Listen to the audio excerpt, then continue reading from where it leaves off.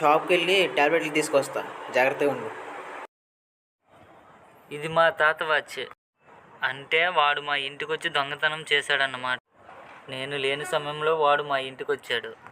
ఇది పనిచేస్తుందా? ఇక నుంచి నేను వాడితో ఆడుకుంటాను.